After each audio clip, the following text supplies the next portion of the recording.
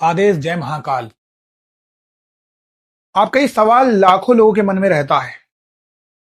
समाज में ये वहम फैला दिया गया है कि जिस भी इंसान पर कोई नकारात्मक साया या ऊपरी हवा का प्रभाव हो उसे मंत्र जाप या पूजा करनी नहीं चाहिए, वरना शक्ति रुष्ट हो जाएगी।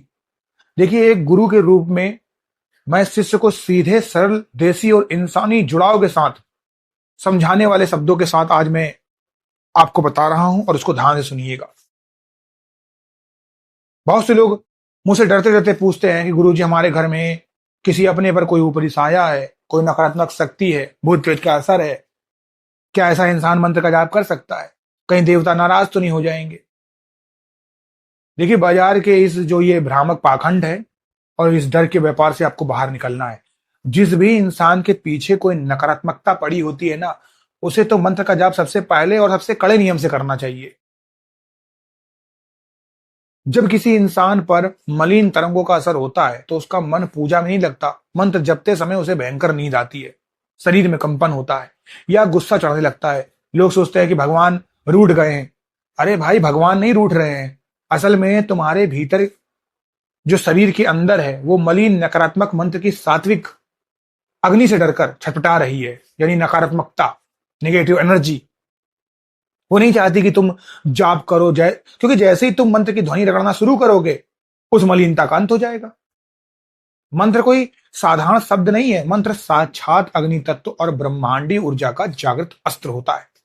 जब कोई पीड़ित इंसान सात्विक मन से महाकाल, हनुमान जी, अपने इष्ट के नाम की माला पकड़ता है तो उसके शरीर के नाभि चक्र और आज्ञा चक्र में प्रचंड ऊर्जा जागृत होती है। भूत प्रेत या तामसिक शक्तियां केवल कमजोर और डरे हुए आवामंडल वाले चीजों पर ही हावी होती है। जैसे ही तुम मंत्र जाप शुरू करते हो, तुम्हारा आवामंडल बिजली के तार के तरीके से ऊर्जामय हो जाता है। फिर किसी मलिन शक्ति की इतनी औकात नहीं है कि वो तुम्हारी दहलीज के भीतर ठहर सके। जाप करने का सही और सरल नियम मैं बता रहा हूं, इसको अपना लो, आपका काम हो जाएगा और प्रभाव भी महसूस होगा।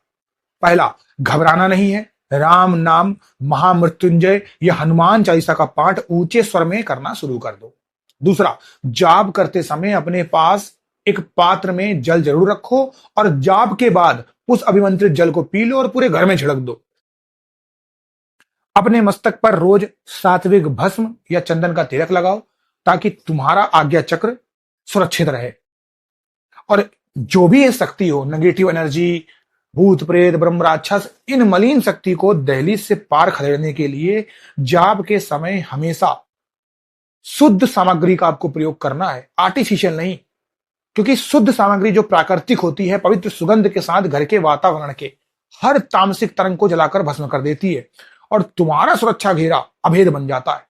इसलिए डरना छोड़ो, सीधे और कड़े इंसान बनो और पूरे भाव से महाकाल के चरणों में समर्पित हो जाओ। आदेश जय महाकाल।